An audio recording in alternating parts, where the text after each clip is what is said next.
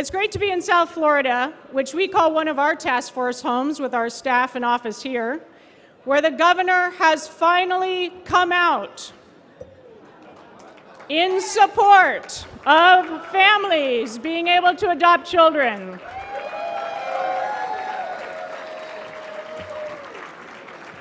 Ladies and gentlemen, we have with us here tonight Martin Gill and his partner.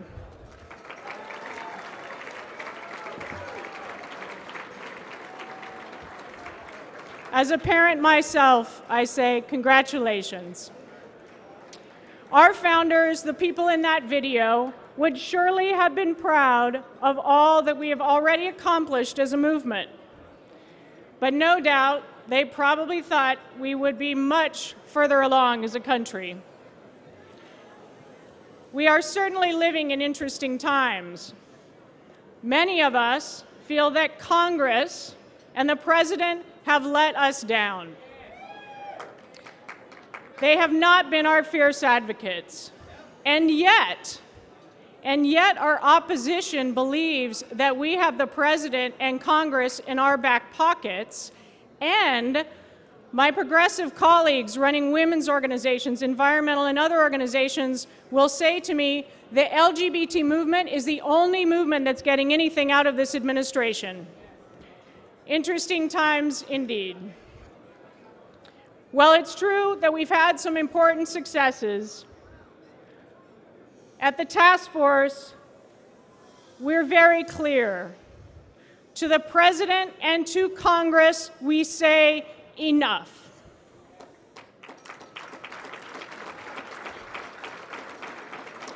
Enough playing with our lives and our livelihoods. Enough of treating us and our families as second-class citizens. We in this room and those across the country are holders of this unique moment in history, and we must work together to ensure that our children and our grandchildren do not have to fight the fights that face us now. I promise you this, the task force, as we have been doing for over 37 years, will never stop pushing for progress. Never stop calling out the injustices, the lack of humanity for which we are treated by people in this country. We will keep on fighting.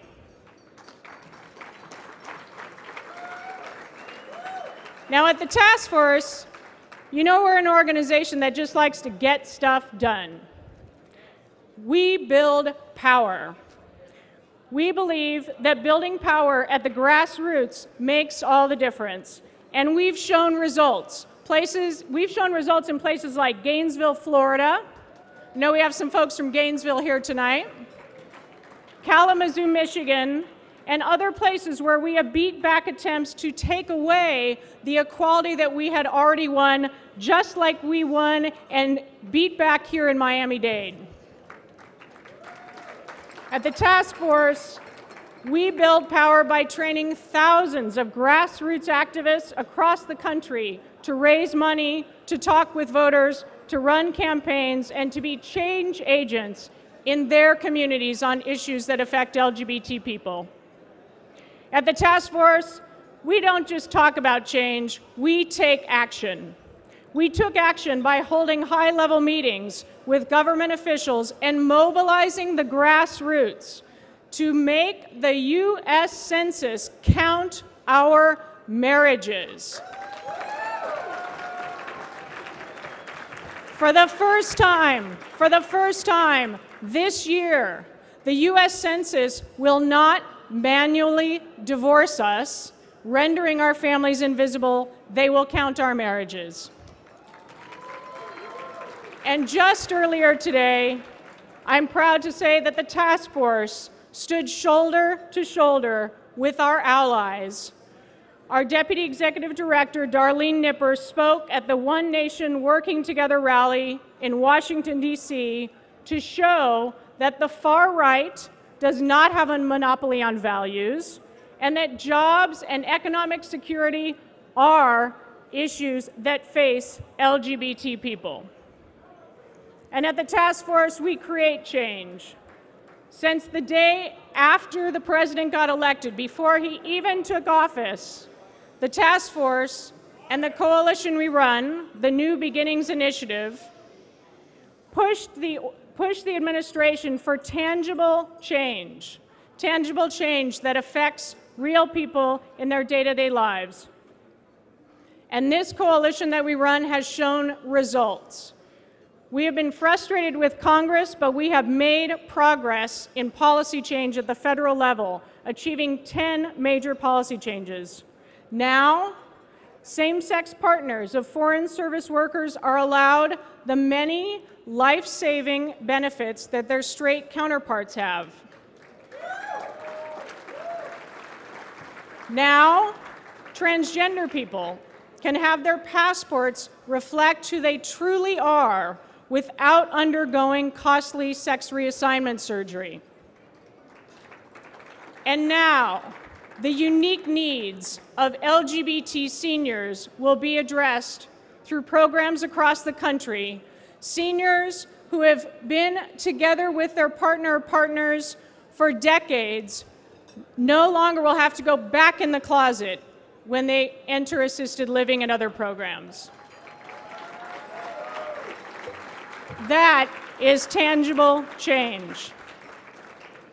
The task force and our hardworking coalition partners remain steadfast in changing policies that benefit all LGBT people, and in particular, those who are often overlooked, underrepresented, or underserved by the government, and sadly, sometimes even our own LGBT community. We have you and many others like you across the country to thank for supporting our work, for talking openly and honestly with your friends and your family about who you are and who you care about, for building power, for taking action, for creating change. I am happy to announce tonight that we will be meeting an important milestone in the task force's support of the South Florida community. The marker is this, and you made it happen.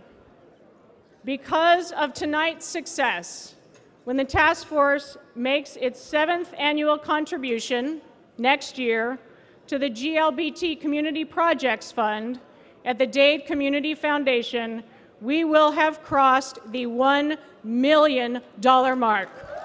You made that happen.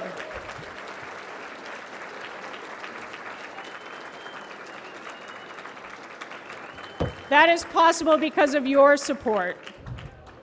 Tonight, I ask one thing of you.